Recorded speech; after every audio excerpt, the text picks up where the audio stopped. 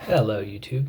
I realize it's been a while since my last video, but things have been going pretty well and I've been pretty busy, so I haven't really felt the need to make a video talking about the things that I usually talk about, namely religion, philosophy, current events, mostly philosophy though. Current events are so temporary. Um, so since it's been so long and things have changed a little bit, and I've noticed the things that I was talking about in videos past have become a little dated, I suppose. I figured I'd make a video inspired by one of the more recent Jordan Peterson interviews. And the reason I often will respond to Jordan Peterson interviews is that some of them, though certainly not all, are bellwethers for current social and political climates. Of all of the mainstream podcasts, he seems to be most consistently on the bleeding edge of thought in many areas. And, well, maybe not the bleeding edge, but his podcast could be seen as the advance of the center of people who are, one second, who represent the center advancing in their understanding. So I would say he's not the bleeding edge. He's not the far right or the trendsetter necessarily, but he represents the advanced of the elevated center. So the more informed people in the center, where they're moving to, where they're moving from. And I think he's probably the best bellwether for that, as well as being one of the more intellectual podcasts. So one of the more recent videos I've watched from him was him interviewing Russell Brand.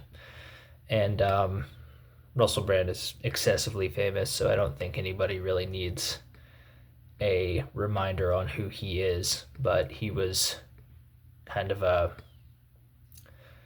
I don't know, actor slash comedian slash new age playboy kind of character, kind of Captain Jack Sparrow esque, kind of this just like excessively famous, roguish, extremely verbose character. I think he dated Katy Perry or was married to Katy Perry at some point. So that gives you the idea of his level of fame for anybody who doesn't know who he is. But Russell Brand recently had a conversion to Christianity, and Jordan, being the sort of psychiatric televangelist that he's turned into, um, wanted to interview him. And Russell, being as verbose and eloquent as he is, had some interesting things to say about his conversion. And for the record of anybody on this channel, I'm not a Christian. I'm also not an atheist. What I believe is complicated, but it's close to 16th century alchemy, mixed with a lot of modern psychiatry and neuroscience and that kind of thing.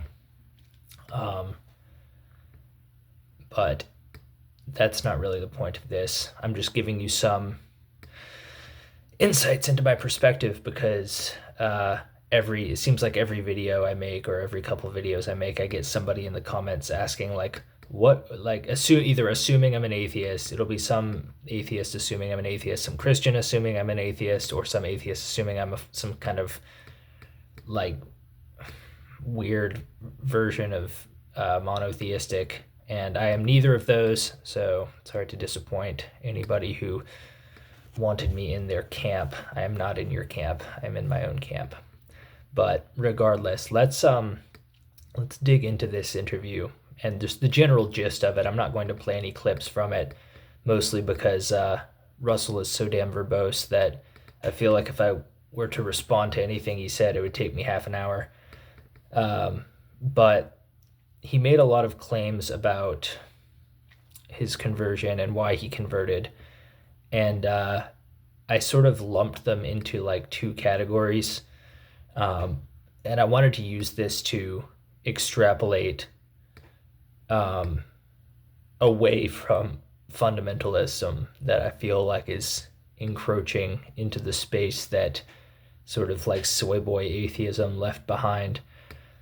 I don't want to live in a world controlled by blue-haired soy boys. I also don't want to live in a world controlled by fundamentalists with a naive and childish view of ontology and epistemology. I feel like fundamentalism has some seriously glaring errors, and although I'd probably prefer it to the transgender madness cult that is seemingly dying out at the present moment, that doesn't mean that I prefer the alternative. So this video is my commentary on that. And since I feel like Russell Brand is a person who represents he's like a heightened example of people converting in this day and age because they see the flaws of, liberalism, materialism, that whole triad or constellation of beliefs. So they swing to the alternative. So my original title for this video was Why the Bible is Almost Certainly False. And of course, in the last 10 years, if you make a video about falsehood or truth of a philosophical point, one feels compelled to make the distinction between pragmatic versus literal truth or metaphorical versus literal truth. I'll be going over both, although I think I'll be spending more time on the metaphorical in this video because the literal is so... I feel like I don't really have to go into that because it feels kind of like doing a takedown of like the Three Little Pigs and being like, well, like somebody's arguing like, oh, they found the house made of bricks and the big bad wolf, blah, blah, blah, blew it all down. And I'm like, no, that's just some house made of bricks out in the middle of a field. Like I've had conversations on that level with Christians about the Bible. So I don't really want to go into that because it seems like a complete fucking waste of my time. And I don't think I'll change anybody's mind because they're too far gone. If they believe that, like, if they go out like looking for Noah's Ark or something, I just kind of want to tell them to like go out looking for any other thing in a tongue-in-cheek way, like go out looking for the Easter Bunny or something. So I'll be doing mostly on the metaphorical. I will shed some insights onto some criticisms of biblical literalism that I've seen, because for whatever reason, these claims seem to be compelling to people above 110 IQ. But then again, I guess so is transgenderism, so I can't be too surprised at that. So the first bullet point I have here in my notes was trauma response, Christianity as a trauma response, or just religion, specifically monotheistic religion more broadly as a trauma response. This is specifically a personal trauma response. I'll get on to civilizational trauma responses later. But I want to point out that when people go through nasty personal experiences that are at least partially their own fault, a certain amount of personality recalibration is warranted and necessary in all likelihood. And oftentimes what I see here is people learning or instinctively, I can't tell, externalizing the self that did those bad things to them. So the version of themselves in the past that became an alcoholic, they have to like split their personality in a sense and embrace like a different personality that didn't do that or something, or like that is resistant to that. And to me, I kind of understand why people do this. It's kind of like two halves of the brain operating in different ways or something. I know that's an oversimplification, but Russell Brand talks about this. He talks about his old self dying on the cross. And it's a little odd for me to hear that because there he is talking to you, and there is temporal continuity between his old self and his new self. So this has to be some kind of metaphor, but he's talking about it like it's this very literal thing. I didn't really hear Jordan Peterson push back on that because I don't really feel like Jordan Peterson pushes back on much that's important. But this idea of the externalized self, that the pre-conversion self was riddled with demons or whatever, and the post-conversion self is like pure, has been purified, and the old self has died and has been martyred. This kind of weird metaphorical martyrdom. I don't really know what to make of it, but I will say that I don't think any conversion based on a trauma response, whether personal or civilizational, is legitimate, because I don't believe fear is a good motivating force for belief. I think when people change their beliefs based on fear, especially when they dissociate themselves from themselves and what they've done, it leads to this weird fracturing of the psyche and this epistemological confusion that you see in so many of these people. And I think that these people would be better if they realized that the person that they did and that did all those bad things, which was them, and the person that doesn't want to do those bad things anymore, which is also them, are the same person, and there's no divine intervention required to change yourself. I've never heard a good explanation for this, and I've never really seen many people address it. So maybe somebody will address the neuroscience of that sort of fractured self after personal crisis,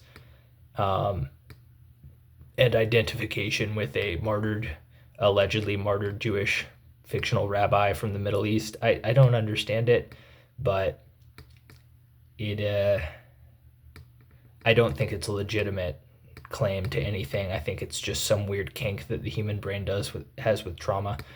So I want to move into civilizational conversions. And for anybody who had been following the Ayaan Hirsi Ali, former New Atheist, I believe, I think raised in like an abusive Muslim country or something, ended up converting to Christianity basically because she saw elements of Islam encroaching in the Western world, I think in Britain, and basically just like immediately reverted back to some kind of Christianity as bulwark, as shield, as like border patrol cop Christianity. I find it a little amusing that somebody would just reflexively, like almost like a gag reflex to Muslims, convert to Christianity from being an atheist. I think there's a couple of things about this. I think a lot of this is, again, a fear response, and any kind of fear response is not a valid reason for changing beliefs.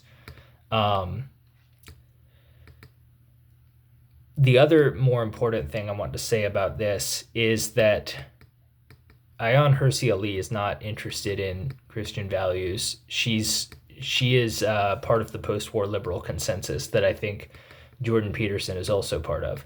So here's a test to know if your actual religion is post-war liberal consensus that is using Christianity as a meat shield, or if you're actually what I would consider a real Christian motivated by Christian values and believing in the Christian timeline and historical process, which was characteristic of the majority population of most of Western Europe in the Dark Ages, or the medieval era, as some people prefer me to say, Dark Ages. But so here's the best way to know if somebody's a Christian, or if they're if they're the post-World War II liberal consensus wearing Christianity as a Jewish skin suit. The person who is a Christian will get angry if you tell them that, or if you ask them if the stories in the Bible actually happened, if they're history or not. They'll get frustrated with you for that, or they'll have some, if they're confident, they might give you some cursory rationalizations or apologetics before they get angry, but they will eventually get angry if you press them on that. And their answer won't be something like Jordan Peterson. Well, what do you mean? What historically happened? Blah blah blah. It'll be like, of course that happened. We have eyewitness testimony. Blah blah blah blah. That'll be more their response. Now, they won't get into some debate about what do you mean actually happened. What do you mean epistemology? What do you mean? Well, this is highly pragmatic. They won't call it pragmatic. They'll call it true. Now, if that person is the World War II liberal consensus operating with Christianity as a skin suit, what they'll do is if you ask them about Christianity, whether it's true, they'll say, they'll give you these pragmatic arguments like, oh, it's important for cultural development and blah, blah, blah, historical pragmatism arguments.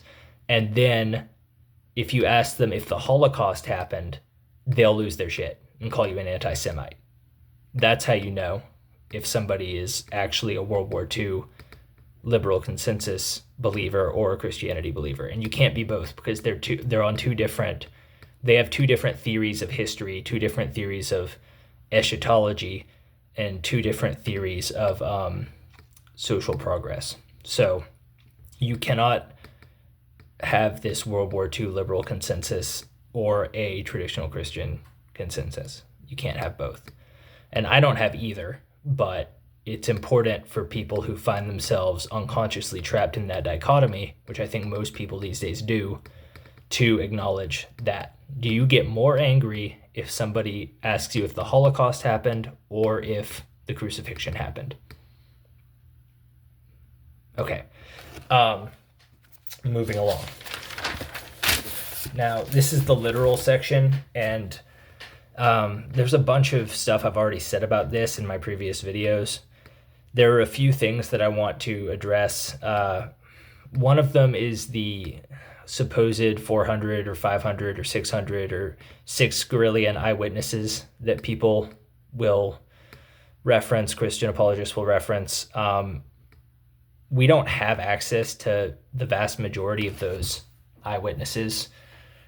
We just have it's basically just the New Testament. That's all it is. And people referencing the New Testament. Like if you trace the references to the origins of Christianity back, it basically just is the New Testament. All of the other stuff like, Paul's letter to the Corinthians, blah, blah, blah, all 1 Corinthians or whatever, all of that just traces back to the New Testament. So regarding the New Testament, I want to give it the what I have started calling the Harry Potter test. So the Harry Potter test is basically if you can apply the same ontological statements to Harry Potter that you can about a theogony or cosmology or anything like that, then it's the text is as real as Harry Potter. Okay, so what can we say about Harry Potter? Okay, Harry Potter has ethical guidelines and rules. It has a main villain. It has a main protagonist. It has supernatural events, mythical creatures. It references historical places like London and King's Cross Station and other real world places. It sets a particular time. You could if historians found a copy of Harry Potter 2,000 years from now, they could go and dig up ruins of the lost city of London, and all that. So basically, the New Testament matches the Harry Potter test perfectly. So we can conclude that the New Testament is exactly as real as Harry Potter. And again, this stuff makes me feel kind of dirty to talk about because I feel like I'm like basically explaining kindergarten level metaphysics to adults. But there's a couple of other things that I want to say. So there is an argument about the unreasonable effectiveness of Christianity for conversion of the Roman Empire. I would like to point out that the Roman Empire didn't exactly convert to Christianity as it was presented. The Roman Empire converted to a fusion of Jewish belief systems in that area and Roman belief systems in that area. And the Holy Roman Empire basically was a colonizing force, and it was an expansive force that nominally it claimed to be Christian, but in many ways it was still very much the Roman Empire using this Jewish propaganda tool. The other thing I want to point out is the power of martyrs and the power of martyrdom. It's an interesting game theoretical thing to consider, that martyrdom basically is a cure for the fear of death in a population. So whenever you have a martyred individual, you can see this in like examples of like modern day examples, like Martin Luther King or the Vietnamese monks who lit themselves on fire at gas stations protesting the Vietnam War. All of this stuff, you have martyred individuals becoming an icon for a transcendent sort of acted out value system. And there's a certain level of energy there that is potent, but this is not specific to Christianity. The other thing I want to mention here about ethics, and there's this misconception about Christian ethics that I hear people talk about all the damn time. And the misconception is basically this. It's that before Christianity,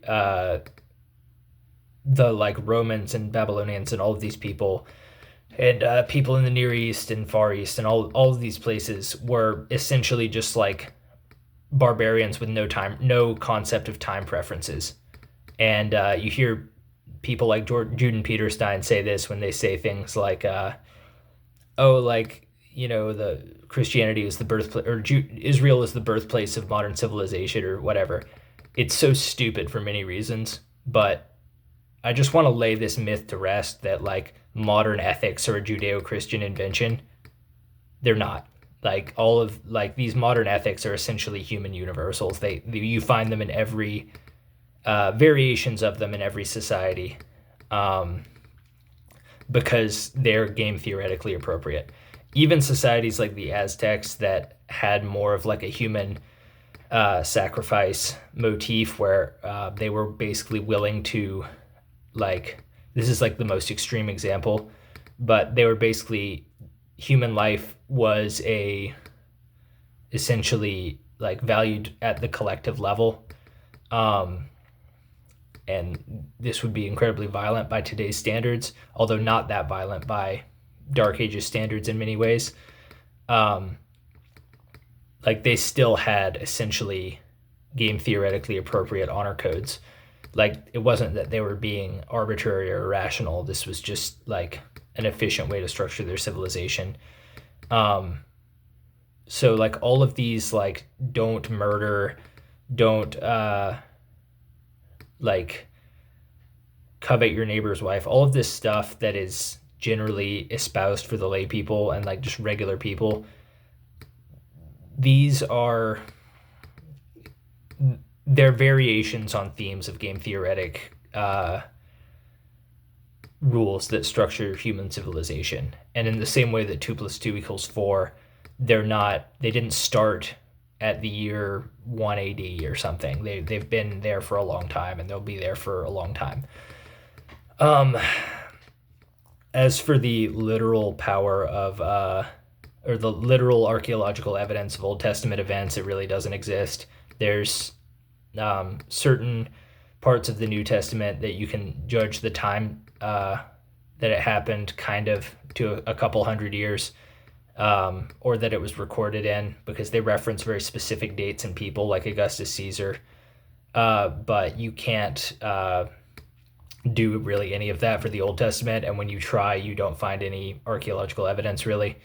So the Old Testament almost certainly never happened. The New Testament has a little bit more historical variation to it, or veracity to it, but again, the events never happened. They just were recorded by people who lived in a specific place at a specific time. in the same way that J.K. Rowling could reference London or King's Cross Station or something, and you know, we can go back and confirm that a few thousand years from now, provided records still apply. And there's a couple more points I want to make here. One of them is that modern day Israel is essentially a Potemkin village for evangelicals. So if you go to modern day Israel, they'll show you these reconstructions, like the fake supermarkets in North Korea, of where all of this like New and Old Testament stuff took place. But modern Israel's only 80 years old, so like it is a product of actually post World War II liberal consensus, funnily enough. So, but what they've learned to do is recreating these quote unquote sacred monuments, these replicas, these like sort of plastic grocery stores like they have in North Korea, or the Potemkin villages where Western Soviet sympathizers would come from, like New York and these places, to write about what the Soviet Union was doing, and they don't realize that there's like some kind of like ethnic cleansing going on, like 2 miles down the road or whatever.